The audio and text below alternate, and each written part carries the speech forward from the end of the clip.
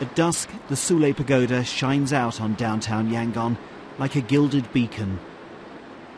Just a few streets away, though, the buildings are swallowed up in a sea of darkness. Myanmar is critically short of power, even here in its commercial capital. Cross the Yangon River, and people here survive with just a dribble of electricity, carried through a tangle of ancient cables.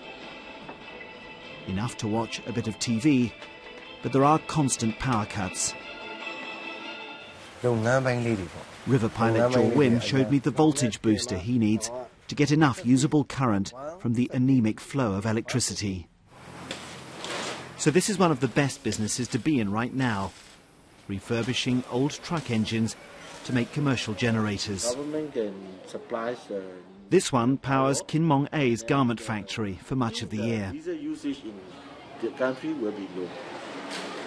He employs 1,500 workers here. Orders have risen dramatically since sanctions were lifted. But the costs of running the generator are staggeringly high. In 3 months duration summer, our factory usually have no profits. Sometimes we got lost because power is very high. Usually it goes for around about 30% of the factory cost. And that's the generator cost? Generating cost. This is the only way that jobs are going to be created quickly in this country. So it's understandable that most of the focus up to now has been on getting power to Myanmar's factories. But what about the millions of ordinary people who've never had access to any kind of electricity and would struggle to afford it? Even outside the factory gates, there are people scrabbling the barest living without power or any services. Affordable electricity is critical. That's why the World Bank's first funding project since coming back here is to upgrade an old power station. Over 2/3 of the country does not have access to electricity. In rural areas, it's less than 16%. The needs are huge.